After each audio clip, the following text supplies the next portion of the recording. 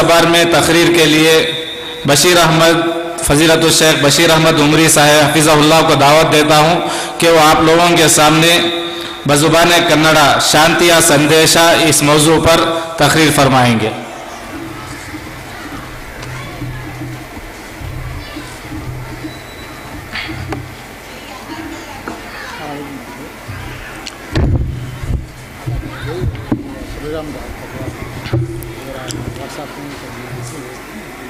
अस्सलामु अलैकुम व रहमतुल्लाहि व बरकातुहू। अल्हम्दुलिल्लाहिल्लज़ी कफ़ा व सलामुन अला इबादिहिल्लज़ीना इस्तफ़ा अम्मा बाद।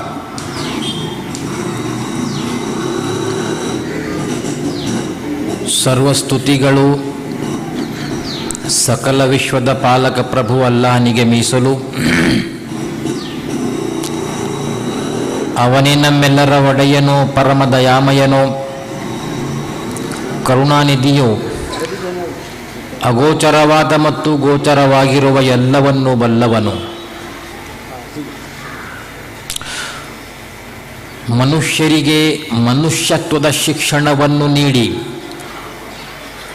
ಉತ್ತಮ ಮಾನವರಾಗಿ ಬಾಳಲು ಕಲಿಸಿದ ಅಂತಿಮ ಪ್ರವಾದಿ ಮುಹಮ್ಮದ್ ಸಲ್ಲಲ್ಲಾಹು ಅಲೈಹಿ ವಸಲ್ಲಮರ ಮೇಲೆ, ಅವರ ಕುಟುಂಬದ ಮೇಲೆ, ಅವರ ಅನುಯಾಯಿಗಳ ಮೇಲೆ ಸದಾ ಶಾಂತಿ ವರ್ಷಿಸುತ್ತಿರಲಿ. ವೇದಿಕೆಯ ಮೇಲೆ ಆಸೀನರಾದಂಥ ಧಾರ್ಮಿಕ ವಿದ್ವಾಂಸರೇ,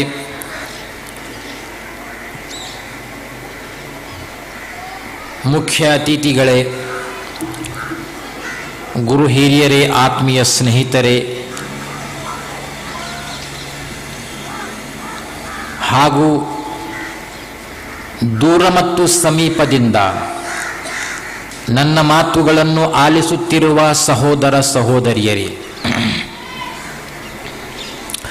ನಾನು ನನ್ನ ಉಪನ್ಯಾಸದ ಪ್ರಾರಂಭ ಅಸ್ಸಲಾಮು ಅಲೈಕುಂ ವರಹಮತುಲ್ಲಾಹಿ ವಬರಕಾತಹು ಎಂಬ ಪದದಿಂದ ಪ್ರಾರಂಭಿಸಿದ್ದೇನೆ. ಈ ಪದದ ಅರ್ಥವೇನೆಂದರೆ,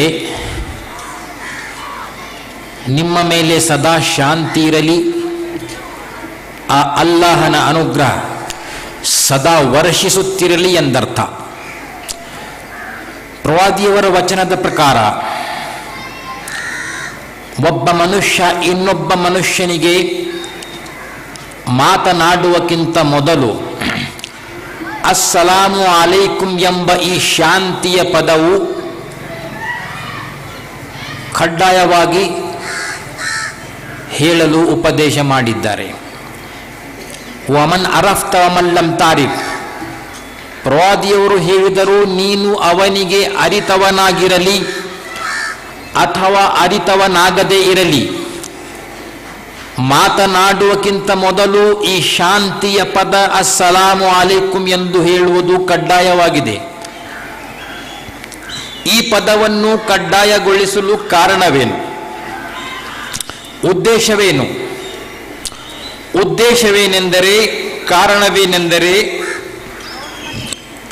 ನಮ್ಮ ಮನಗಳಲ್ಲಿ ಸದಾ ಶಾಂತಿ ಇರಲಿ, ನಮ್ಮ ಮನೆಗಳಲ್ಲಿ ಶಾಂತಿ ಇರಲಿ, ನಮ್ಮ ಪರಿಸರಗಳಲ್ಲಿ ಶಾಂತಿ ಇರಲಿ, ನಮ್ಮ ಯುವಕರಲ್ಲಿ ಶಾಂತಿ ಇರಲಿ, ನಮ್ಮ ಸಭಿಕರಲ್ಲಿ ಶಾಂತಿ ಇರಲಿ, ನಮ್ಮ ನಗರದಲ್ಲಿ ಶಾಂತಿ ಇರಲಿ, ನಮ್ಮ ಜಿಲ್ಲೆಯಲ್ಲಿ ಶಾಂತಿ ಇರಲಿ, ನಮ್ಮ ರಾಜ್ಯದಲ್ಲಿ ಶಾಂತಿ ಇರಲಿ, ನಮ್ಮ ದೇಶದಲ್ಲಿ ಶಾಂತಿ ಇರಲಿ, ಇಡೀ ಜಗತ್ತಿನಲ್ಲಿ ಶಾಂತಿ ಇರಲಿ ಎಂಬುದೇ ಪ್ರವಾದಿಯವರ ಮುಖ್ಯ ಉದ್ದೇಶವಾಗಿದೆ. ಕಾರಣ, ಪ್ರವಾದಿಯವರು ಈ ಶಾಂತಿಯ ಪದ, ಈ ಶಾಂತಿಯ ಕಾರ್ಯಗಳು, ಈ ಶಾಂತಿಯ ಚಟುವಟಿಕೆಗಳು, ಅದಕ್ಕೋಸ್ಕರ ಬಹಳ ಮಹತ್ವವನ್ನು ನೀಡಿದ್ದಾರೆ.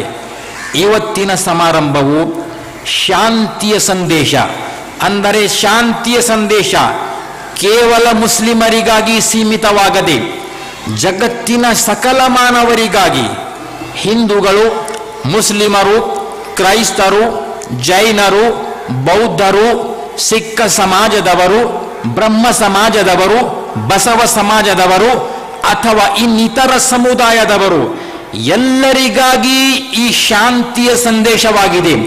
ಕೇವಲ ಮುಸ್ಲಿಮರಿಗಾಗಿ ಈ ಶಾಂತಿಯ ಸಂದೇಶವಲ್ಲ. ಏಕೆಂದರೆ ಪ್ರವಾದಿಯವರ ಆಗಮನ ಕೇವಲ ಮುಸ್ಲಿಮರಿಗಾಗಿ ಸೀಮಿತವಲ್ಲ. ಬದಲಾಗಿ ಪವಿತ್ರ ಗ್ರಂಥ ಕುರಾನಿನ ಪ್ರಕಾರ ಪ್ರವಾದಿಯವರು ಸಮಸ್ತ ಲೋಕಕ್ಕೆ ಪ್ರವಾದಿಯಾಗಿ ಬಂದಿದ್ದಾರೆ. ಅವರು ತಂದಿರುವಂಥ ಗ್ರಂಥವು ಕೇವಲ ಮುಸ್ಲಿಮರಿಗಾಗಿ ಸೀಮಿತವಲ್ಲ, ಬದಲಾಗಿ ಸಮಸ್ತ ಲೋಕಕ್ಕೆ, ಸಮಗ್ರ ಸಮಾಜಗಳಿಗೆ ಬಂದಿರುವಂಥ ಸಂದೇಶವಾಗಿದೆ. ಕಾರಣ ಪ್ರವಾದಿಯವರು ಈ ಪದವನ್ನು ಕೇವಲ ಈ ಶಾಂತಿಯ ಸಂದೇಶವನ್ನು ಕೇವಲ ಮುಸ್ಲಿಮರಿಗಾಗಿ ಸೀಮಿತವಾಗದೆ ಸಕಲ ಮಾನವರಿಗಾಗಿ ಈ ಸಂದೇಶವನ್ನು ತಲುಪಿಸಲಿಕ್ಕಾಗಿ ಉದ್ದೇಶಿಸಿ ಮಾತನಾಡುತ್ತಾ ಇವತ್ತಿನ ಸಮಾರಂಭವು ಒಂದು ಮುಖ್ಯ ಅಂಶವಾಗಿದೆ. ಗುರು ಹಿರಿಯರೇ, ಇದೇ ಪದದಿಂದ ಅಸ್ಸಲಾಮು ಅಲೈಕುಂ ಎಂಬ ಪದದಿಂದ ಇಸ್ಲಾಮವು ಕೂಡ ಒಂದು ಪದವಾಗಿದೆ. ಇಸ್ಲಾಂ ಅಂದರೆ ಶಾಂತಿಯ ಸಂದೇಶ. ಅಲ್ಲಾಹನ ಆಜ್ಞೆಗಳ ಪ್ರಕಾರ ಸಮರ್ಪಣೆಯಾಗಿದೆ. ಒಬ್ಬ ಮುಸ್ಲಿಂ ಅಂದರೆ ಶಾಂತಿ ಸ್ಥಾಪಕ. ಅವನು ಯಾವ ಜಾಗದಲ್ಲಿದ್ದರೂ ಕೆಡುಕುಗಳನ್ನು ತಡೆಯುತ್ತಾ ಒಳಿತಿನ ಕರೆಗೆ ಕರೆಯುವವನು, ಕೆಟ್ಟು ಕಾರ್ಯಗಳನ್ನು ಬಿಡುತ್ತಾ ಒಳ್ಳೆಯ ಕಾರ್ಯಗಳಿಗೆ ಗಮನ ಕೊಡುತ್ತಾ ತನ್ನ ಜೀವನವನ್ನು ರೂಪಿಸುತ್ತಾನೆ. ಅವನು ಈ ಭೂಮಿಯ ಮೇಲೆ, ಈ ಭೂಮಿ ಅಲ್ಲಾಹನದ್ದು, ಕಾರಣ ಅವನು ಅಲ್ಲಾಹನು ನೀಡಿದ ಆಜ್ಞೆಗಳ ಪ್ರಕಾರ ತನ್ನ ಜೀವನವನ್ನು ಅಲಂಕರಿಸುತ್ತಾನೆ. ಇದೇ ಶಾಂತಿ ಸ್ಥಾಪಕ ಅಂತ ಅರ್ಥ. ಅವನು ಕೇವಲ ತನ್ನ ಜೀವನದಲ್ಲಿ ಹೆಸರನ್ನು ಇಟ್ಟುಕೊಂಡು ನಾಮಕರಣವನ್ನು ನೀಡಿದರೆ ಅವನ ಮುಸ್ಲಿಮನಲ್ಲ. ಅಬ್ದುಲ್ಲಾ, ಅಬ್ದುಲ್ ರಹಮಾನ್ ಎಂದು ಹೆಸರು ಕೊಟ್ಟು ಬಿಟ್ಟರೆ ಅವನು ಮುಸ್ಲಿಮನಲ್ಲ. ಒಬ್ಬ ಮನುಷ್ಯ ತನ್ನ ಮುಸ್ಲಿಂ ಸಮುದಾಯದಲ್ಲಿ ಹುಟ್ಟಿ ಬೆಳೆದು ಪರಿವರ್ತನೆ ಆಗಿದ್ದಕ್ಕೋಸ್ಕರ ಅವನು ಮುಸ್ಲಿಂ ಅಂತ ಹೆಸರು ಇಟ್ಟುಕೊಂಡರೆ ಅವನು ಮುಸ್ಲಿಮನಲ್ಲ. ಎಲ್ಲಿಯವರೆಗೆಂದರೆ ಅವನು ತನ್ನ ಜೀವನವನ್ನು ಅಲ್ಲಾಹನ ಆಜ್ಞೆಗಳ ಪ್ರಕಾರ, ಪ್ರವಾದಿಯವರು ಕಲಿಸಿಕೊಟ್ಟ ಪದ್ಧತಿಯ ಪ್ರಕಾರ ಎಲ್ಲಿಯವರೆಗೂ ಅವನು ತನ್ನ ಜೀವನವನ್ನು ರೂಪಿಸುವುದಿಲ್ಲವೋ ಅವನು ಮುಸ್ಲಿಮನಾಗಲು ಸಾಧ್ಯವೇ ಇಲ್ಲ. ಇಂಥ ಮುಸ್ಲಿಮರು ಹಲವಾರಿದ್ದಾರೆ. ಕಾರಣ ಗುರು ಹಿರಿಯರೇ, ಇವತ್ತಿನ ಸಮಾರಂಭದ ಸಂದೇಶ ಕೇವಲ ಮುಸ್ಲಿಮರಿಗಾಗಿ ಸೀಮಿತವಾಗದೆ ಸಕಲ ಮಾನವರಿಗಾಗಿ ಇರುವಂತ ಸಂದೇಶವಾಗಿದೆ. ಗುರು ಹಿರಿಯರೇ, ಇದು ನಮ್ಮ ಭಾರತ ದೇಶ. ನಮ್ಮ ಭಾರತ ದೇಶದಲ್ಲಿ ನಾವು ಶಾಂತಿ ರೀತಿಯಿಂದ ಬದುಕಬೇಕೆಂದರೆ 4 ರೀತಿಯ ಅಭಿಯಾನಗಳನ್ನು ನಾವು ನಡೆಸಬೇಕು. 4 ರೀತಿಯ ಅಭಿಯಾನಗಳನ್ನು ಎಲ್ಲಿಯವರೆಗೂ ನಾವು ನಡೆಸುವುದಿಲ್ಲವೋ ನಾವು ನಮ್ಮ ಭಾರತ ದೇಶದಲ್ಲಿ ಶಾಂತಿ ರೀತಿಯಿಂದ ಬದುಕುವುದಿಲ್ಲ. ಈ 4 ರೀತಿಯ ಆಂದೋಲನಗಳನ್ನು, ಈ 4 ರೀತಿಯ ಅಭಿಯಾನಗಳನ್ನು, ಈ 4 ರೀತಿಯ ಹೋರಾಟಗಳನ್ನು ಕೇವಲ ಮುಸ್ಲಿಮರಲ್ಲ, ಬದಲಾಗಿ ಈ 4 ರೀತಿಯ ಅಭಿಯಾನಕ್ಕಾಗಿ ಹಿಂದೂಗಳು, ಮುಸ್ಲಿಮರು, ಕ್ರೈಸ್ತರು, ಜೈನರು, ಬೌದ್ಧರು, ಬ್ರಹ್ಮ ಸಮಾಜದವರು, ಬಸವ ಸಮಾಜದವರು, ಎಲ್ಲ ಸಮಾಜದವರು ಸೇರಿಕೊಂಡು ಈ 4 ರೀತಿಯ ಅಭಿಯಾನಗಳನ್ನು, ಈ 4 ರೀತಿಯ ಹೋರಾಟಗಳನ್ನು, ಈ 4 ರೀತಿಯ ಆಂದೋಲನಗಳನ್ನು ನಡೆಸಿದರೆ ನಮ್ಮ ಭಾರತ ದೇಶ, ಪ್ರತ್ಯೇಕವಾಗಿ ನಮ್ಮ ಕರ್ನಾಟಕ ರಾಜ್ಯ, ಪ್ರತ್ಯೇಕವಾಗಿ ನಮ್ಮ ಬೆಂಗಳೂರು ನಗರ ಶಾಂತಿಯ ಒಂದು ರೂಪ ನಮಗೆ ಕಂಡು ಬರುತ್ತದೆ ಅಂತ ನನ್ನ ಅಭಿಪ್ರಾಯವಾಗಿದೆ. ಬನ್ನಿ ಆ 4 ರೀತಿಯ ಅಭಿಯಾನಗಳನ್ನು ಏನು ನಾವು ನೋಡೋಣ. 4 ರೀತಿಯ ಅಭಿಯಾನಗಳಲ್ಲಿ ಮೊದಲನೆಯದ್ದು ವರ್ಣಾಶ್ರಮ ಪದ್ಧತಿಯನ್ನು ಧಿಕ್ಕರಿಸಿ ಜಾತಿಯ ವಿರುದ್ಧ ಹೋರಾಟ. ಇದು ಮೊದಲನೆಯ ಅಭಿಯಾನ. ಏಕೆಂದರೆ ನಮ್ಮ ಭಾರತ ದೇಶದಲ್ಲಿ ವರ್ಣಾಶ್ರಮ ಪದ್ಧತಿಯಿಂದ ದಲಿತರಿಗೆ ಹಲವಾರು ರೀತಿಯ ದೌರ್ಜನ್ಯಗಳನ್ನು ನೀಡಲಾಯಿತು. ಸ್ವತಂತ್ರ ಭಾರತದ ಸಂವಿಧಾನದ ಶಿಲ್ಪಿ ಡಾಕ್ಟರ್ BR ಅಂಬೇಡ್ಕರ್ ಅವರು ಚಿಕ್ಕವರಾಗಿದ್ದು ವಿದ್ಯೆ ಕಲಿಯುವಾಗ ಗುರುಗಳು ಹೇಳಿದರು, ನೀನು ವಿದ್ಯೆ ಕಲಿಯುವ ಹಾಗೆ ಇಲ್ಲ, ಏಕೆಂದರೆ ನೀನೊಬ್ಬ ಅಛೋತ. ಅಂಬೇಡ್ಕರ್ ಅವರು ಹೇಳಿದರು, ನಾನು ಗುರುಗಳೇ ವಿದ್ಯೆ ಕಲಿಯಲೇಬೇಕು. ಆಗ ಹೇಳಿದಾಗ ಗುರುಗಳು ಹೇಳಿದರು, ಹಾಗಾದರೆ ಅದೇ ಜಾಗದಲ್ಲಿ ನೀ ಕುಳಿತುಕೋ. ಅಂಬೇಡ್ಕರ್ ಅವರು ಚಪ್ಪಲಿ ಬಿಡುವ ಜಾಗದಲ್ಲಿ ಕುಳಿತುಕೊಂಡು ವಿದ್ಯೆಯನ್ನು ಕಲಿತುಕೊಂಡರು. ಬಾಯಾರಿಕೆಯಾದಾಗ ನೀರು ಕುಡಿಯುವಾಗ, ನೀರು ಕುಡಿಯಬೇಕೆಂದರೆ ಪಾತ್ರೆಯಲ್ಲಿ ನೀರು ಕುಡಿಯುವ ಹಾಗೆ ಇಲ್ಲ, ಪಾತ್ರೆ ಎತ್ತಿ ನೀರು ಹಾಕಲಾಗುತ್ತಿತ್ತು. ಈ ವರ್ಣಾಶ್ರಮ ಪದ್ಧತಿಯ ಅಂಶಗಳಾಗಿವೆ. ಎಲ್ಲ ವಾತಾವರಣವನ್ನು ನೋಡಿ ಗಾಂಧೀಜಿಯವರು ಜಾತಿಯ ವಿರುದ್ಧ ಹೋರಾಟ ನಡೆಸಿದರು. ರಾಜಾರಾಮ್ ಮೋಹನ ರಾಯರವರು ಹಿಂದೂ ಮತ ಪುನರುದ್ಧರಣೆಗಾಗಿ 1878ರಲ್ಲಿ ಬ್ರಹ್ಮ ಸಮಾಜವನ್ನು ಸ್ಥಾಪಿಸಿದರು. ಬ್ರಹ್ಮ ಸಮಾಜವನ್ನು ಸ್ಥಾಪಿಸಿ ಹಲವಾರು ರೀತಿಯ ಚಟುವಟಿಕೆಗಳನ್ನು ನಡೆಸಿದರು. ಅವುಗಳಲ್ಲಿ ಪ್ರತ್ಯೇಕವಾಗಿ ವರ್ಣಾಶ್ರಮ ಪದ್ಧತಿಯನ್ನು ಧಿಕ್ಕರಿಸಿ ಜಾತಿಯ ವಿರುದ್ಧ ಹೋರಾಟ ನಡೆಸಿದರು.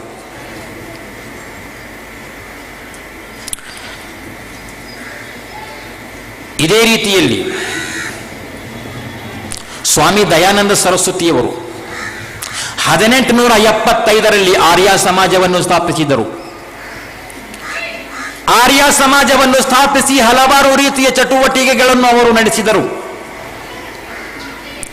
ಅವುಗಳಲ್ಲಿ ಪ್ರತ್ಯೇಕವಾಗಿ ಜಾತಿಯ ವಿರುದ್ಧ ಹೋರಾಟ. 12ನೇ ಶತಮಾನದಲ್ಲಿ ಬಸವಣ್ಣನವರು ಅನುಭವ ಮಂಟಪದಲ್ಲಿ ಎಲ್ಲರನ್ನು ಕರೆಸಿ ಜಾತಿಯ ವಿರುದ್ಧ ಹೋರಾಟ ನಡೆಸಿದರು. ಏಕೆಂದರೆ ಈ ಜಾತಿಯ ರೂಪದಲ್ಲಿ ಮನುಷ್ಯರ ಮೇಲೆ ಹಲವಾರು ರೀತಿಯ ದೌರ್ಜನ್ಯಗಳನ್ನು ನೀಡಲಾಯಿತು.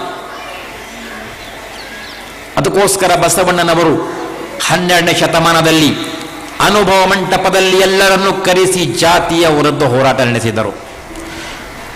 ಆದರೆ ಪ್ರವಾದಿ ಮುಹಮ್ಮದ್ ಸಲ್ಲಲ್ಲಾಹು ಅಲೈಹಿ ವಸಲ್ಲಮರು 6ನೇ ಶತಮಾನದಲ್ಲಿಯೇ ಜಾತಿಯ ವಿರುದ್ಧ ಹೋರಾಟ ನಡೆಸಿದರು. ಅವರು ಕೇವಲ ಜಾತಿಯ ವಿರುದ್ಧ ಹೋರಾಟ ನಡೆಸಲಿಲ್ಲ, ಬದಲಾಗಿ ಜಾತಿಯ ಪದ್ಧತಿಯನ್ನೇ ಅಳಿಸಿ ಹಾಕಿದರು. ನಮ್ಮ ಭಾರತ ದೇಶದಲ್ಲಿ ಹಲವಾರು ಸಮಾಜದ ಚಿಂತಕರು, ಧಾರ್ಮಿಕ ಮುಖಂಡರು ಕೇವಲ ಜಾತಿಯ ವಿರುದ್ಧ ಹೋರಾಟ ನಡೆಸಿದರು, ಆದರೆ ಜಾತಿಯ ಪದ್ಧತಿಯನ್ನು ಅಳಿಸಿ ಹಾಕಿಲ್ಲ. ಆದರೆ ಪ್ರವಾದಿ ಮುಹಮ್ಮದ್ ಸಲ್ಲಲ್ಲಾಹು ಅಲೈಹಿ ವಸಲ್ಲಮರು ಈ ಪದ್ಧತಿಯನ್ನು ಅಳಿಸಿ ಹಾಕಿದರು. ನಮ್ಮ ಭಾರತ ದೇಶದ ಹಲವಾರು ಜಾತಿಗಳಿವೆ. ಆದರೆ ಯಾರಾದರೂ ಒಂದು ಉಚ್ಚ ಜಾತಿಯ ಹುಡುಗಿಯನ್ನು ಸಮಾಜದಲ್ಲಿ ತಂದು ಒಂದು ಕೀಳು ಜಾತಿಯ ಹುಡುಗನನ್ನು ಮದುವೆ ಮಾಡಿಸಿ ಕೊಡಲಿಲ್ಲ. ಆದರೆ ಈ ಕಾರ್ಯ ಪ್ರವಾದಿ ಮುಹಮ್ಮದ್ ಸಲ್ಲಲ್ಲಾಹು ಅಲೈಹಿ ವಸಲ್ಲಮರು ಮಾಡಿ ತೋರಿಸಿದರು. ಅಷ್ಟೇ ಅಲ್ಲ, ಪ್ರವಾದಿಯವರು ಹೇಳಿದರು, ಒಬ್ಬ ಗುಲಾಮನು ನಿಮಗೆ ಅಧಿಕಾರಿಯಾಗಿ ಬಂದರೆ ಅವನ ಆಜ್ಞೆಗಳನ್ನು ತಪ್ಪದೇ ಪಾಲಿಸಬೇಕೆಂದರು. ನಮ್ಮ ಭಾರತಕ್ಕೆ ಸ್ವಾತಂತ್ರ್ಯ ಸಿಕ್ಕಿ 60 ವರ್ಷ ಕಳೆದರೂ ಒಬ್ಬ ಕೀಳು ಜಾತಿಯ ಯುವಕ ಒಂದು ಉಚ್ಚ ಜಾತಿಯ ದೇವಾಲಯಕ್ಕೆ ಹೋಗಿ ಪೂಜೆ ಮಾಡುವ ಹಾಗೆ ಇಲ್ಲ, ಆರಾಧನೆ ಸಲ್ಲಿಸುವ ಹಾಗೆ ಇಲ್ಲ. ಆದರೆ ಪ್ರವಾದಿ ಮುಹಮ್ಮದ್ ಸಲ್ಲಲ್ಲಾಹು ಅಲೈಹಿ ವಸಲ್ಲಮರು ನಮಾಜಿಯ ಪದ್ಧತಿಯನ್ನು ಜಗತ್ತಿಗೆ ನೀಡಿ ಈ ಸಂದೇಶವನ್ನು ಕೊಟ್ಟರು.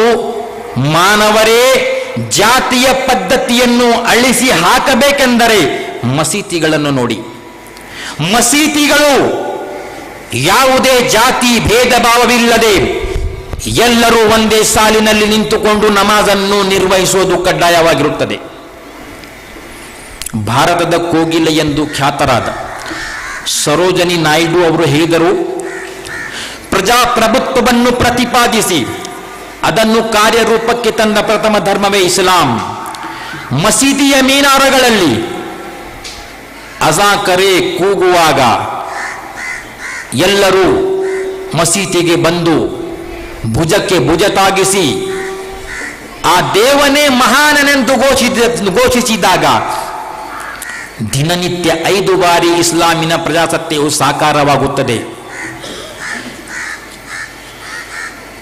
ಇಂಥ ಅಭೇದ್ಯ ಸಮಾನತೆಯು,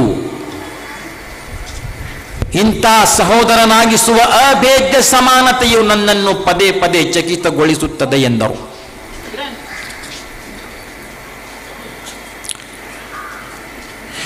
ಕ್ಷೇತ್ರ ಧರ್ಮಸ್ಥಳದ ಧರ್ಮಾಧಿಕಾರಿಗಳಾದಂಥ ವೀರೇಂದ್ರ ಹೆಗಡೆಯವರು ಸರ್ವಧರ್ಮ ಮತ್ತು ಸಾಹಿತ್ಯ ಸಮ್ಮೇಳನದ 79ನೇ ಅಧಿವೇಶನದಲ್ಲಿ ದಿನಾಂಕ 23/11/2011 ನನ್ನನ್ನು ಉಪನ್ಯಾಸಕನಾಗಿ ಕರೆದಿದ್ದರು. ನಾನು ಸ್ಪೀಕರ್ ಆಗಿ ಹೋಗಿದ್ದೆ ಧರ್ಮಸ್ಥಳಕ್ಕೆ. ಆ ಸಂದರ್ಭದಲ್ಲಿ ಮೇನಕಾ ಗಾಂಧಿಯವರ ಅಧ್ಯಕ್ಷತೆಯಲ್ಲಿ ಧರ್ಮಾಧಿಕಾರಿಗಳಾದಂಥ ವೀರೇಂದ್ರ ಹೆಗಡೆಯವರು ಒಂದು ಪ್ರಕಟಿತವಾದಂಥ ಸ್ವಾಗತ ಭಾಷಣವನ್ನು ನೀಡಿದ್ದರು. 10,000 ಜನರ ಮುಂದೆ ಆ ಪ್ರಕಟಿತವಾದಂಥ ಸ್ವಾಗತ ಭಾಷಣ ಎಂದರೆ, ಆ ಸಂದರ್ಭದಲ್ಲಿ ನಮ್ಮ ಭಾರತದ APJ ಅಬ್ದುಲ್ ಕಲಾಂರವರು ರಾಷ್ಟ್ರಪತಿಯಾಗಿದ್ದರು. ಆ ಸಂದರ್ಭದಲ್ಲಿ ಅವರು ಪ್ರಕಟಿತವಾದಂಥ ಸ್ವಾಗತ ಭಾಷಣದಲ್ಲಿ ಹೇಳುತ್ತಾರೆ, ನಾನು ಮಲೇಷಿಯಾ ದೇಶಕ್ಕೆ ಹೋಗಿದ್ದೆ. ಆ ಸಂದರ್ಭದಲ್ಲಿ ನನಗೆ ಒಂದು ಮಸೀದಿಯ ಸಮೀಪದಲ್ಲಿ ನಿಂತುಕೊಳ್ಳುವ ಅವಕಾಶ ಲಭಿಸಿತು.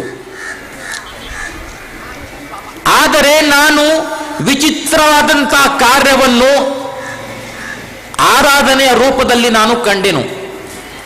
ನಮಾಜ್ ಮುಕ್ತಗೊಳ್ಳುವ ತನಕ ಅದೇ ಜಾಗದಲ್ಲಿ ನಾನು ನಿಂತುಕೊಂಡೆ. ನಮಾಜ್ ಮುಗಿದ ನಂತರ ಒಬ್ಬ ಯುವಕನನ್ನು ಕರೆದು ಕೇಳಿದೆನು. ಉತ್ತರವಾಗಿ ಅವನು ಹೇಳಿದನು,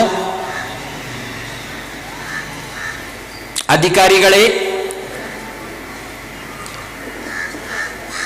ಯಾವುದೇ ತಾರತಮ್ಯವಿಲ್ಲದೆ, ಭೇದ ಭಾವವಿಲ್ಲದೆ, ಮೇಲು ಮತ್ತು ಕೀಳು ಇಲ್ಲದೆ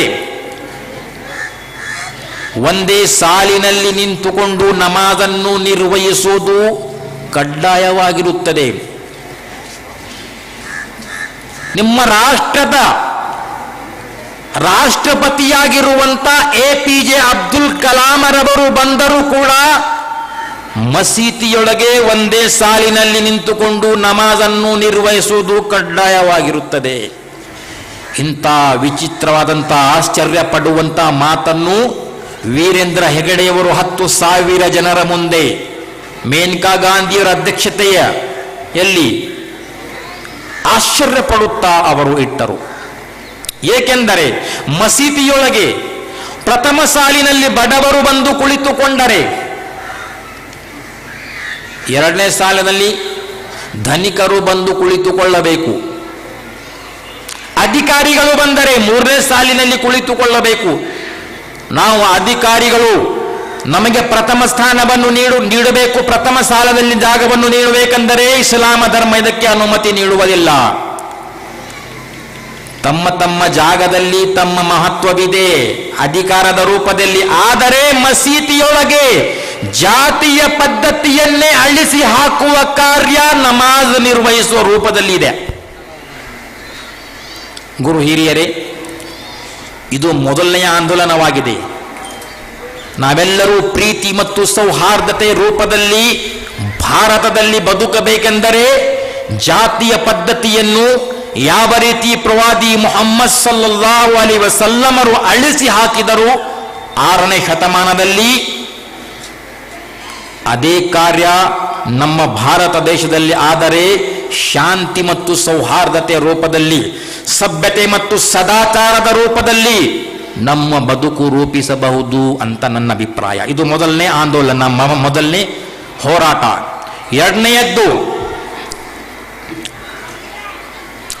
ಎರಡನೇ ಹೋರಾಟ ಏನೆಂದರೆ ಭಯೋತ್ಪಾದನೆಯನ್ನು ಧಿಕ್ಕರಿಸಿ ಭಯೋತ್ಪಾದಕರ ವಿರುದ್ಧ ಹೋರಾಟ. ಏಕೆಂದರೆ ಇಸ್ಲಾಮ ಧರ್ಮದಲ್ಲಿ ಭಯೋತ್ಪಾದನೆ ಇಲ್ಲ. ಇಸ್ಲಾಂ ಅಂದರೆ ಶಾಂತಿ. ಯಾವ ರೀತಿಯಲ್ಲಿ ನೀರು ಮತ್ತು ಬೆಂಕಿ ಕೂಡುವುದಿಲ್ಲವೋ ಇದೇ ರೀತಿ ಇಸ್ಲಾಂ ಮತ್ತು ಭಯೋತ್ಪಾದನೆ ಕೂಡುವುದಿಲ್ಲ, ಸೇರುವುದಿಲ್ಲ.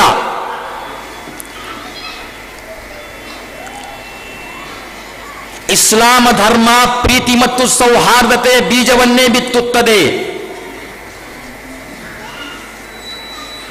ಇದರ ಹೊರತು ಇಸ್ಲಾಮ ಧರ್ಮದಲ್ಲಿ ಏನೂ ಇಲ್ಲ. ಪವಿತ್ರ ಗ್ರಂಥ ಕುರಾನ್ ಹೇಳುತ್ತದೆ, ಮನ್ ಕತಲ ನಫ್ಸನ್ ಬಿಗೈರಿ ನಫ್ಸಿನ್ ಔ ಫಸಾದಿನ್ ಫಿಲ್ ಅರ್ಜ್ ಫಕಅನ್ನಮಾ ಕತಲನ್ ನಾಸ ಜಮಿಯಾ. ಒಬ್ಬ ಮನುಷ್ಯನು ಇನ್ನೊಬ್ಬ ಮನುಷ್ಯನಿಗೆ ಕೊಲ್ಲು ಹಾಕಿದರೆ, ವಧಿಸಿದರೆ ಅವನು ಇಡೀ ಪ್ರಪಂಚವನ್ನೇ ಕೊಲ್ಲು ಹಾಕುವ ಸಮಾನ. ಅರ್ಥವೇನು? ಕೊಲ್ಲಬಾರದು, ಇಂಥ ಕಾರ್ಯಗಳನ್ನು ಮಾಡಬಾರದು, ಬದಲಾಗಿ ಸಮೀಪವೂ ಹೋಗಬಾರದು ಇಂಥ ಕಾರ್ಯಗಳಿಗೆ. ಒಬ್ಬ ಮನುಷ್ಯನನ್ನು ನೀವು ರಕ್ಷಿಸಿದರೆ ಇಡೀ ಪ್ರಪಂಚವನ್ನೇ ರಕ್ಷಿಸುವ ಸಮಾನ. ಅರ್ಥವೇನು? ಮಾನವನನ್ನು ರಕ್ಷಿಸಿ ಎಂದರ್ಥ. ಇಸ್ಲಾಮ ಧರ್ಮ ಒಂದು ಶಾಂತಿಯ ರೂಪವಾಗಿದೆ. ಏಕೆಂದರೆ ಹಲವಾರು ಜನರಿಗೆ ಇಸ್ಲಾಮ ಧರ್ಮದ ಕುರಿತು ಸಾಕಷ್ಟು ತಪ್ಪು ಕಲ್ಪನೆಗಳಿವೆ. ಒಂದು ಧರ್ಮವನ್ನು ಅರಿಯಬೇಕೆಂದರೆ ನಾವು ಅನುಯಾಯಿಗಳನ್ನು ನೋಡಿ ಧರ್ಮವನ್ನು ಅರಿತುಕೊಳ್ಳುತ್ತೇವೆ. ಇದು ಮಹಾ ತಪ್ಪು. ಒಂದು ಧರ್ಮವನ್ನು ಅರಿತುಕೊಳ್ಳಬೇಕಾದರೆ ಧರ್ಮದ ಗ್ರಂಥಗಳನ್ನು ನಾವು ಓದಬೇಕು. ಧರ್ಮದ ಗ್ರಂಥಗಳನ್ನು ಓದದೆ, ಧರ್ಮದ ಗ್ರಂಥಗಳನ್ನು ತಿಳಿಯದೆ ಅನುಯಾಯಿಗಳನ್ನು ನೋಡಿ ನಾವು ಧರ್ಮವನ್ನು ಅರಿತುಕೊಂಡರೆ ಇದು ಸರಿಯಾದ ವಿಧಾನವಲ್ಲ. ಒಬ್ಬ ಮುಸ್ಲಿಮನು ಕೆಟ್ಟು ಕಾರ್ಯ ಮಾಡುತ್ತಾನೆ, ಆ ಕೆಟ್ಟು ಕಾರ್ಯಕ್ಕೆ ಧರ್ಮದೆಡೆಗೆ ಜೋಡಿಸಿ ಇದು ಇಸ್ಲಾಮ ಧರ್ಮದ ಭಯೋತ್ಪಾದನೆಯಾಗಿದೆ ಎನ್ನುವುದು ತಪ್ಪು ತಿಳುವಳಿಕೆ. ಒಬ್ಬ ಹಿಂದೂ ತಪ್ಪು ಚಟುವಟಿಕೆಗಳನ್ನು ಮಾಡುತ್ತಾನೆ, ಅವನ ಚಟುವಟಿಕೆಗಳು ಧರ್ಮದೆಡೆಗೆ ಜೋಡಿಸಿ ಇದು ಹಿಂದೂ ಧರ್ಮದ ಭಯೋತ್ಪಾದನೆಯಾಗಿದೆ ಎನ್ನುವುದು ಇದು ಮಹಾ ತಪ್ಪು. ಒಬ್ಬ ಕ್ರೈಸ್ತ ತಪ್ಪು ಚಟುವಟಿಕೆಗಳು, ತಪ್ಪು ಕಾರ್ಯಗಳು ಮಾಡುತ್ತಾನೆ, ಇವು ಕಾರ್ಯಗಳು ಧರ್ಮದೆಡೆಗೆ ಜೋಡಿಸಿ ಇದು ಕ್ರೈಸ್ತ ಧರ್ಮದ ಭಯೋತ್ಪಾದನೆಯಾಗಿದೆ ಎನ್ನುವುದು ಇದು ಮಹಾ ತಪ್ಪು. ಏಕೆಂದರೆ ಯಾವ ಧರ್ಮವು ತಮಗೆ ಭಯೋತ್ಪಾದನೆ ಮಾಡಬೇಕು, ಅತ್ಯಾಚಾರ ಮಾಡಬೇಕು, ದೌರ್ಜನ್ಯ ನೀಡಬೇಕಂತ ಹೇಳುವುದಿಲ್ಲ. ಬದಲಾಗಿ ಶಾಂತಿ ಸ್ಥಾಪನೆ ಮಾಡಬೇಕು, ಇದೇ ಸಂದೇಶವನ್ನು ನೀಡುತ್ತದೆ. ಆದರೆ ಎಲ್ಲಾದರೂ ಏನಾದರೂ ಆದರೆ ಅದು ಮುಸ್ಲಿಮರ ಮೇಲೆಯೇ ಬರುತ್ತದೆ. ಮಾಧ್ಯಮಿಕ ಸ್ನೇಹಿತರು, ಮಾಧ್ಯಮದವರು ಫ್ರಂಟ್ ಪೇಜಿನಲ್ಲಿ ಹಾಕಿ ಇದು ಇಸ್ಲಾಮ ಧರ್ಮದ ಭಯೋತ್ಪಾದನೆ ಅಂತ ಹೇಳುತ್ತಾರೆ. ಒಂದು ತಿಂಗಳ ಹಿಂದೆ 10-20 ಯುವಕರನ್ನು 10 ವರ್ಷಗಳ ಕಾಲ ಜೈಲಿನಲ್ಲಿ ಇಟ್ಟು ಏನು ಅವರ ಕುರಿತು ಯಾವುದೇ ಮಾಹಿತಿ ಸಿಗಲಿಲ್ಲ ಅಂತ ಬಿಡಲಾಗಿತ್ತು. ಆದರೆ ಗುರು ಹಿರಿ 10 ವರ್ಷಗಳ ಕಾಲ ಈ ಅವಧಿ ಒಂದು ವಿದ್ಯೆ ಕಲಿಯುವ, ಒಂದು ಗುರಿಗೆ ತಲುಪುವ ಅವಧಿ. ಆ ಅವಧಿಯನ್ನು ಕಳೆದು ಬಿಟ್ಟರೆ ನಮ್ಮ ಭಾರತ ದೇಶ, ಅದರಲ್ಲಿ ಪ್ರೀತಿ ಸೌಹಾರ್ದತೆ ಹೇಗೆ ಬೆಳೆಯುತ್ತದೆ? ನಾನೊಂದು ಪ್ರಶ್ನೆ ಕೇಳುತ್ತೇನೆ. ಯಾವ ಮುಸ್ಲಿಮನು ಭಯೋತ್ಪಾದನೆ ಮಾಡಿದರೆ ಅವನನ್ನು ಶಿಕ್ಷೆ ಕೊಡಲೇಬೇಕು, ಇದು ಸರ್ಕಾರ ಕೊಡುತ್ತದೆ. ಯಾವ ಸಮಾಜದವರು ಮಾಡಿದರೂ ಅವರಿಗೆ ಶಿಕ್ಷೆ ಕೊಡಲೇಬೇಕು. ಆದರೆ ಎಲ್ಲ ಸಮಾಜಗಳಲ್ಲಿ ಭಯೋತ್ಪಾದಕರು ಇದ್ದಾರೆ, ಈ ಮಾತನ್ನು ನೆನಪಿಗೆ ತರಬೇಕು. ಏಕೆಂದರೆ ಸ್ವತಂತ್ರ ಭಾರತದಲ್ಲಿ ಭಾರತ ಸ್ವತಂತ್ರ ಪಡೆದ ನಂತರ ಈ ಸ್ವತಂತ್ರ ಭಾರತದಲ್ಲಿ ಪ್ರಪ್ರಥಮವಾಗಿ ಭಯೋತ್ಪಾದನೆ ನೀಡಿದವರು ಯಾರು? ನಾಥೂರಾಮ್ ಗೋಡ್ಸೆ. ಅವನ ಹಿಂದೆ ಒಂದು ದೊಡ್ಡ ಸಮಾಜವೇ ಇತ್ತು. ಆದರೆ ಅವರಿಗೆ ಭಯೋತ್ಪಾದಕರು ಅಂತ ಯಾರೂ ಹೇಳಲಿಲ್ಲ. ಅಷ್ಟೇ ಅಲ್ಲ, ಆ ಮಹಾತ್ಮನಿಗೆ ಕೊಂದು ಒಂದು ಪುಸ್ತಕ ಬರೆಯಲಾಯಿತು, ನಾನೇಕೆ ಗಾಂಧೀಜಿಯವರ ಹತ್ಯೆ ಮಾಡಿದೆ ಅಂತ. ಬಡವರ ತಾಯಿ ಎಂದು ಖ್ಯಾತರಾದ ಇಂದಿರಾ ಗಾಂಧಿಯವರಿಗೆ ಹೊಡೆದವರು ಯಾರು? ಖುಷ್ವಂತ್ ಸಿಂಗ್, ಬಲವಂತ್ ಸಿಂಗ್. ಇವರಿಬ್ಬರು ಸಿಖ್ ಸಮಾಜದವರು. ಆ ಸಿಖ್ ಸಮಾಜಕ್ಕೆ ಇನ್ನುವರೆಗೂ ಯಾರು ಭಯೋತ್ಪಾದಕರು ಅಂತ ಹೇಳಲಿಲ್ಲ. ಮೇರಾ ಭಾರತ್ ಮಹಾನ್ ಹೈ ಎಂದು ಕೂಗಿದ. ರಾಜೀವ್ ಗಾಂಧಿಯವರಿಗೆ ಹೊಡೆದವರು ಯಾರು? ತಮಿಳ್ ಟೈಗರ್ಸ್. ಅವರು ಭಯೋತ್ಪಾದಕರು ಅಂತೂ ಇನ್ನುವರೆಗೆ ಯಾರೂ ಹೇಳಲಿಲ್ಲ. ಯಾಕೆ ಈ ರೀತಿ ಅನ್ಯಾಯ ನಡೀತಾ ಇದೆ? ಇದು ನಾವೆಲ್ಲರೂ ಕುಳಿತುಕೊಂಡು ಆಲೋಚಿಸುವಂತ ಮಾತಾಗಿದೆ. ಹರಿಯಾಣದಲ್ಲಿ ರಾಮ್ಪಾಲ್ 4,000 ಜನರನ್ನು ಸೈನಿಕದ ರೂಪದಲ್ಲಿ ಎಲ್ಲ ರೀತಿಯ ವಸ್ತುಗಳನ್ನು ಇಟ್ಟುಕೊಂಡು ದೇಶದ ವಿರುದ್ಧ ಹೋರಾಟ ನಡೆಸಿದ. ಅವನಿಗೆ ಯಾರು ಭಯೋತ್ಪಾದಕರು ಅಂತ ಹೇಳಲಿಲ್ಲ. ಗುರು ಹಿರಿಯರೇ, ಭಯೋತ್ಪಾದಕರು ಎಲ್ಲ ಸಮಾಜಗಳಲ್ಲಿದ್ದಾರೆ. ಆದರೆ ನಾವೆಲ್ಲರೂ ಭಾರತ ದೇಶದಲ್ಲಿ ಪ್ರೀತಿ ಸೌಹಾರ್ದತೆ ಸ್ಥಾಪಿಸಬೇಕೆಂದರೆ ಹಿಂದೂಗಳು, ಮುಸ್ಲಿಮರು, ಕ್ರೈಸ್ತರು, ಜೈನರು ಎಲ್ಲರೂ ಸೇರಿಕೊಂಡು ಎಲ್ಲ ಸಮಾಜದಲ್ಲಿರುವಂತಹ ಭಯೋತ್ಪಾದಕರನ್ನು ಕಾನೂನಿಗೆ ಒಪ್ಪಿಸಬೇಕು. ಇದು ನಮ್ಮೆಲ್ಲರ ಕರ್ತವ್ಯ. ಈ ರೀತಿ ಇದ್ದರೆ ಮಾತ್ರ ನಮ್ಮ ಭಾರತ ದೇಶದಲ್ಲಿ ಪ್ರೀತಿ ಸೌಹಾರ್ದತೆ ಶಾಂತಿ ಸ್ಥಾಪನೆ ಆಗುತ್ತದೆ. ಇದು 2ನೇ ಆಂದೋಲನ. 3ನೇಯದ್ದು, ಪಕ್ಷಪಾತವನ್ನು ಧಿಕ್ಕರಿಸಿ ಪರಸ್ಪರ ಧರ್ಮಗಳ ಅಧ್ಯಯನದ ಹೋರಾಟ. ನನ್ನ ಮನೆಯೊಳಗೆ ಕೇವಲ ಪವಿತ್ರ ಗ್ರಂಥ ಕುರ್ಆನ್ ಇರಬಾರದು, ಬದಲಾಗಿ ಬೈಬಲ್ ಇರಬೇಕು, ವೇದ ಗ್ರಂಥಗಳು ಇರಬೇಕು, ಬಸವಣ್ಣನ ಚರಿತ್ರೆ ಇರಬೇಕು, ಹಲವಾರು ಮಹಾವೀರ ಎಲ್ಲರ ಚರಿತ್ರೆ ನನ್ನ ಮನೆಯೊಳಗೆ ಇರಬೇಕು. ಒಬ್ಬ ಹಿಂದೂ ಯುವಕನ ಮನೆಯೊಳಗೆ ಕೇವಲ ವೇದಗಳು ಅಥವಾ ಬಸವಣ್ಣನ ವಚನಗಳಿರಬಾರದು, ಬದಲಾಗಿ ಬೈಬಲ್ ಇರಬೇಕು, ಕುರಾನ್ ಕೂಡ ಇರಬೇಕು. ಯಾಕೆಂದರೆ ಸತ್ಯ ಒಂದೇ ಆಗಿದೆ. ಈ ಸತ್ಯವನ್ನು ಅರಿಯಬೇಕೆಂದರೆ ಧರ್ಮಗಳ ಅಧ್ಯಯನ ನಡೆಯಬೇಕು. ಹಾಗೂ ಪ್ರೀತಿ ಮತ್ತು ಸೌಹಾರ್ದತೆಯ ಸ್ಥಾಪನೆಗಾಗಿ ಈ ಧರ್ಮಗಳ ಅಧ್ಯಯನ ಅವಶ್ಯವಾಗಿದೆ. ಬಿಜಾಪುರ ನಗರದಿಂದ ನಾನು ಬಂದಿರುವುದು. ನನ್ನ ನಗರದಲ್ಲಿ ಒಂದು ಗ್ರಂಥಾಲಯವಿದೆ.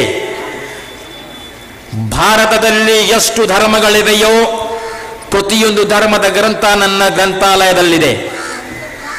ಅದಕ್ಕೋಸ್ಕರ ನಾನು ಆ ಗ್ರಂಥಾಲಯ ಹೆಸರು ಸನ್ಮಾರ್ಗದರ್ಶನ ಕೇಂದ್ರ, ಅರಬಿ ಭಾಷೆಯಲ್ಲಿ ಸಿರಾತೆ ಮುಸ್ತಕೀಮ್, ಸನ್ಮಾರ್ಗದರ್ಶನ ಕೇಂದ್ರ ಅಂತ ನಾನು ಇಟ್ಟುಕೊಂಡಿದ್ದೇನೆ. ನಾವೆಲ್ಲರೂ ಈ ವಿಚಾರವನ್ನು, ಈ ಆಚಾರಗಳನ್ನು, ಈ ಕಾರ್ಯಗಳನ್ನು, ಇಂಥ ಸಭೆ ಸಮಾರಂಭಗಳನ್ನು ಇಟ್ಟುಕೊಂಡು ಜೀವನವನ್ನು ಗತಿಸಿದರೆ ಅವಶ್ಯವಾಗಿ ಶಾಂತಿ ಸ್ಥಾಪನೆ ಆಗುತ್ತದೆ. ಇದು 2ನೆಯ ಮಾತು. 3ನೆಯ ಮಾತು, ಕಾರಣ ನಾವೆಲ್ಲರೂ ಪರಸ್ಪರ ಪಕ್ಷಪಾತವನ್ನು ಧಿಕ್ಕರಿಸಿ ಪರಸ್ಪರ ಧರ್ಮಗಳ ಅಧ್ಯಯನದ ಹೋರಾಟವನ್ನು ನಡೆಸಬೇಕು. 4ನೇಯದ್ದು,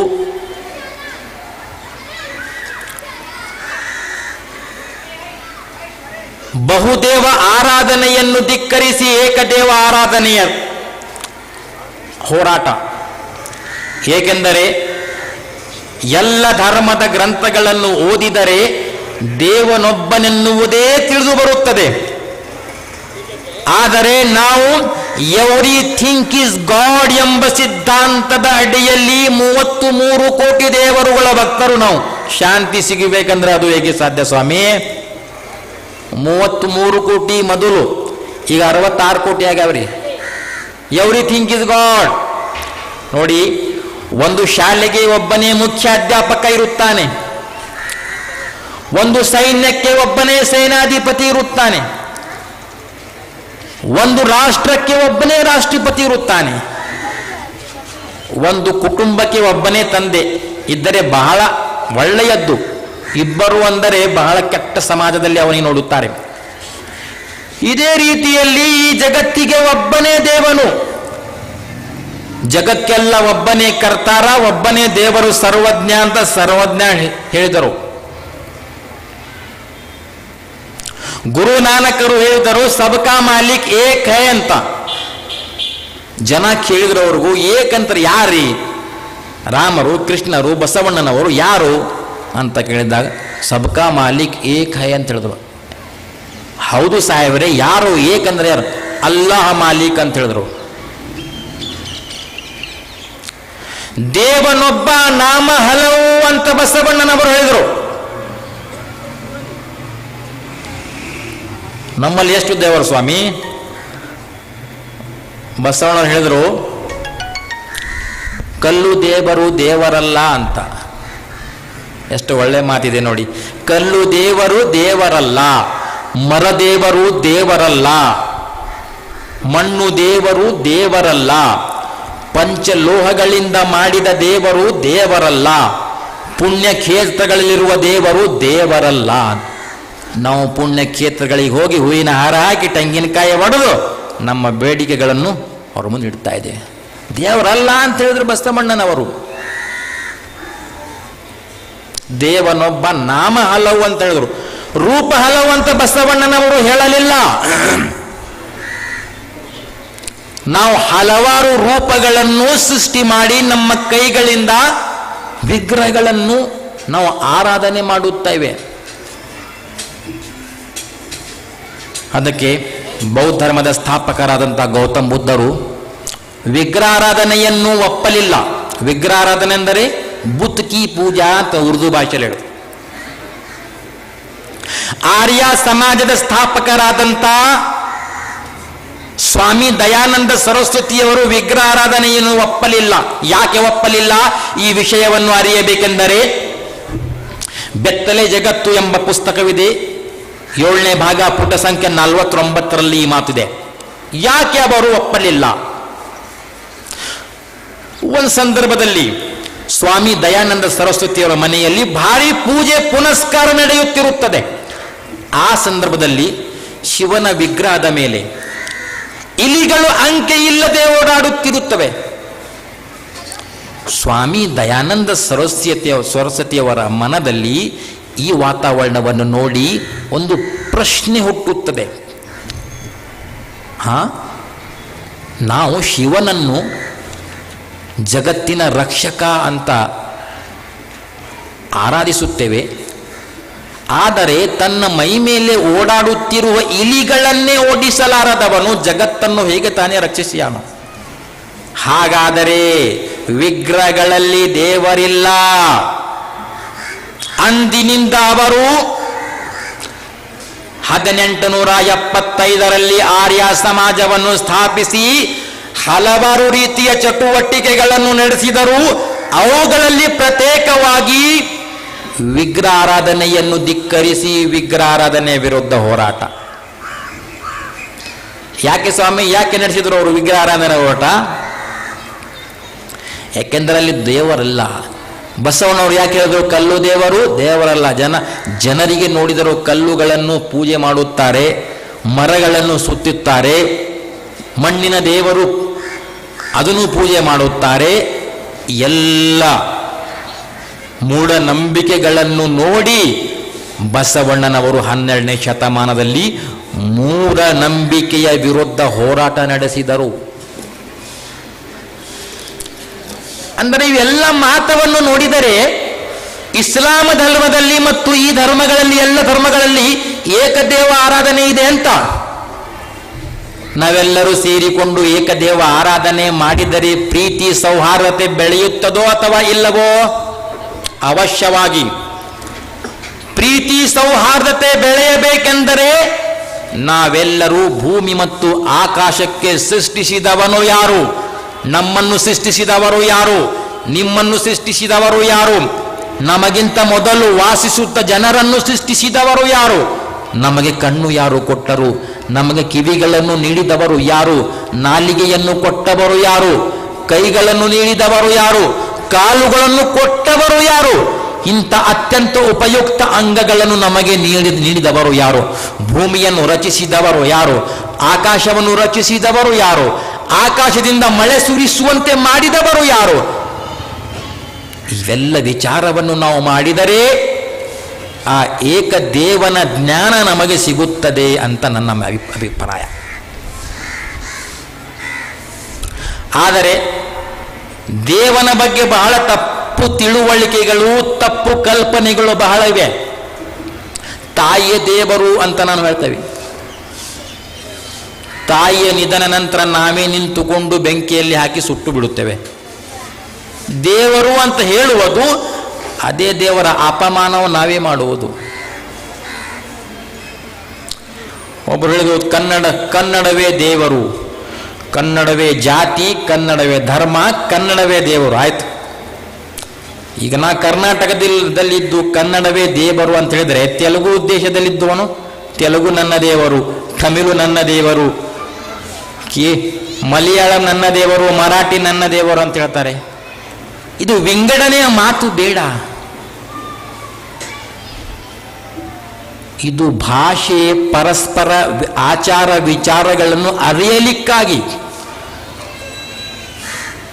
ಕನ್ನಡವೇ ದೇವರು, ಕನ್ನಡವೇ ಧರ್ಮ ಅಂತ ಹೇಳಿದರೆ, ಹಾಗಾದರೆ ವೇದ ಗ್ರಂಥಗಳನ್ನು ಯಾಕೆ ಓದಬೇಕು? ಬೈಬಲ್ ಯಾಕೆ ಓದಬೇಕು?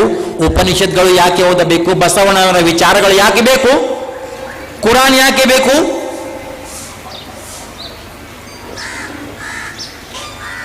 ಕನ್ನಡವೇ ಧರ್ಮ ಅಂದರೆ ನಾವು ಎಲ್ಲರೂ ತೆಗೆದು ಹಾಕು, ಕನ್ನಡದಿಂದಲೇ ನಮ್ಮ ಜೀವನವನ್ನು ಗತಿಸಬೇಕಲ್ಲವೇ? ಕನ್ನಡವೇ ದೇವರು ಅಂದರೆ ನಮ್ಮ ಭಾರತ ದೇಶದಲ್ಲಿ 1617 ಭಾಷೆಗಳಿವೆ. ಇಡೀ ಪ್ರಪಂಚವನ್ನು ಪರಿಶೀಲಿಸಿದರೆ 6912 ಭಾಷೆಗಳಿವೆ.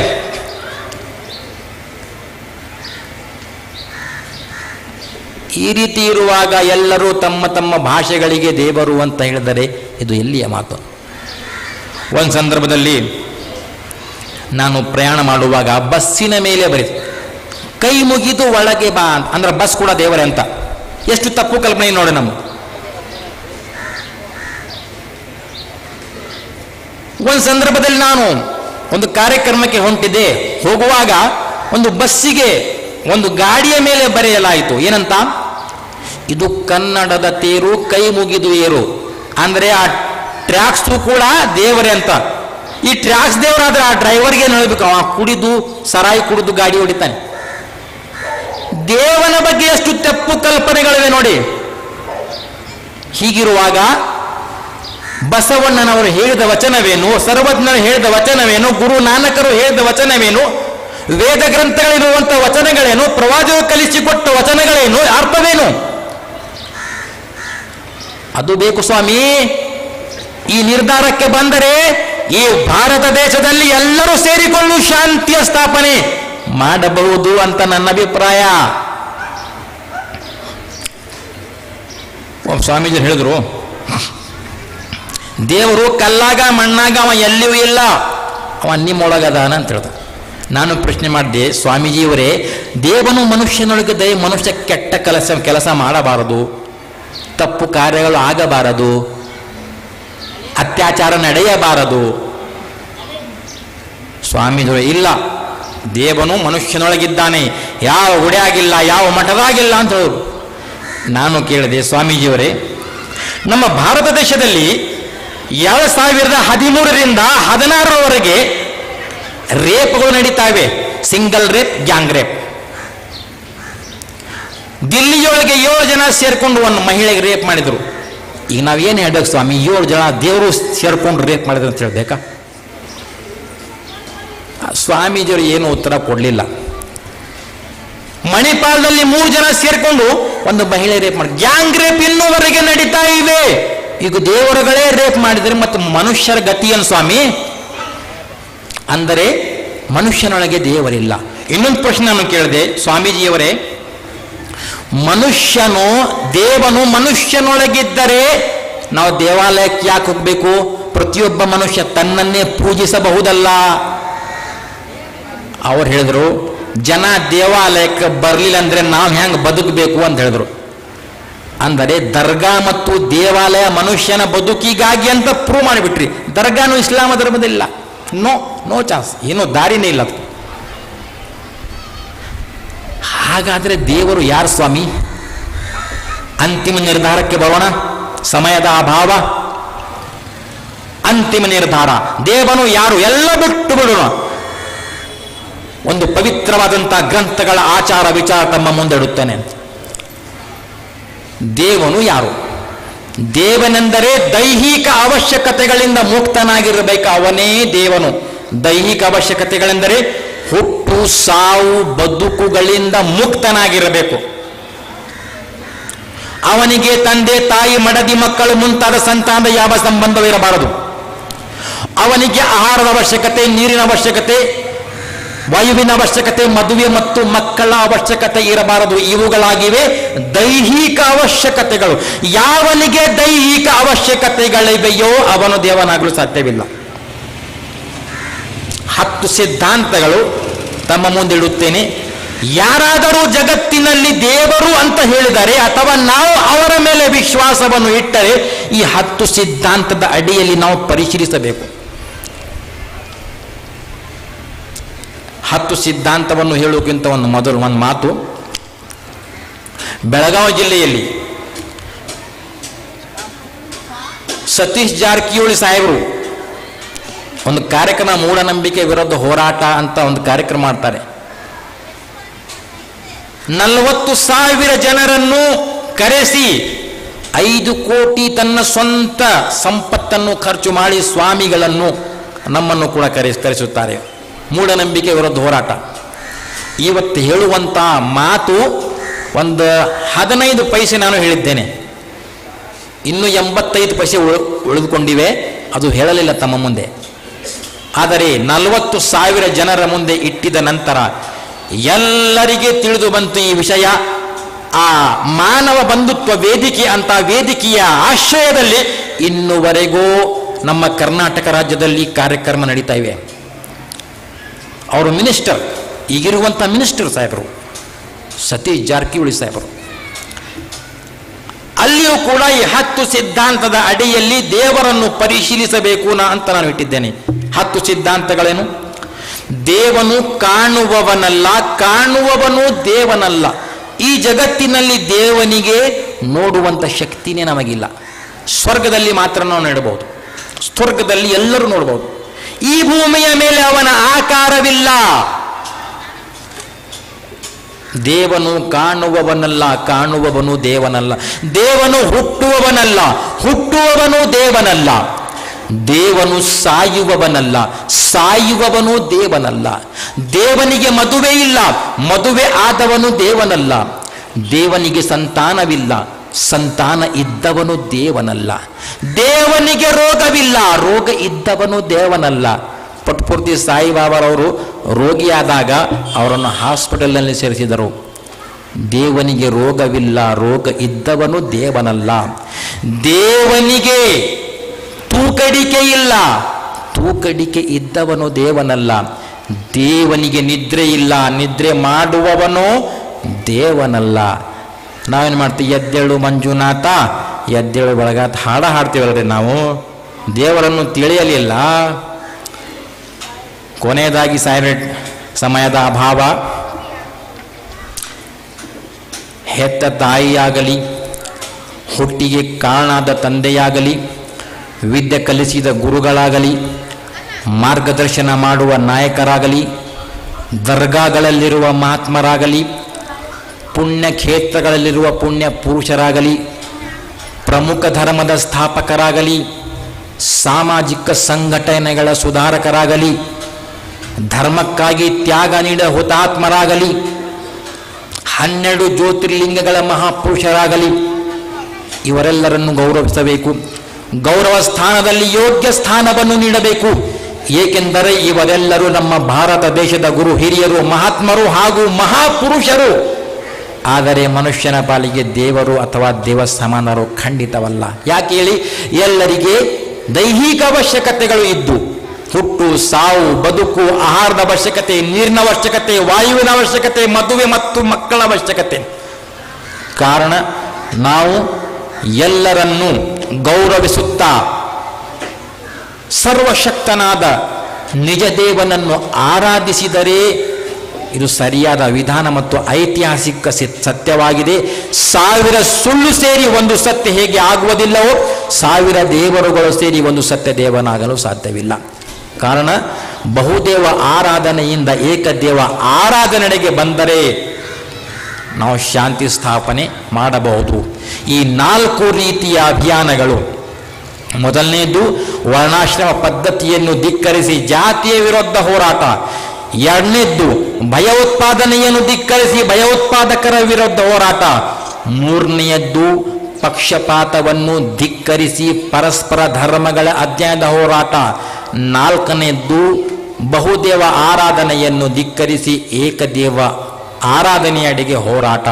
ಈ 4 ರೀತಿಯ ಹೋರಾಟಗಳು, ಅಭಿಯಾನಗಳನ್ನು ನಡೆಸಿದರೆ ನಾವು ಭಾರತ ದೇಶದಲ್ಲಿ ಶಾಂತಿ, ಪ್ರೀತಿ, ಸೌಹಾರ್ದತೆಯಿಂದ ಬದುಕಬಹುದಂತ ಹೇಳುತ್ತಾ ನನ್ನ ಮಾತನ್ನು ನಾನು ಮುಗಿಸುತ್ತೇನೆ. ಅಸ್ಸಲಾಮು ಅಲೈಕುಂ ವರಹಮತುಲ್ಲಾಹಿ ವಬರಕಾತುಹು.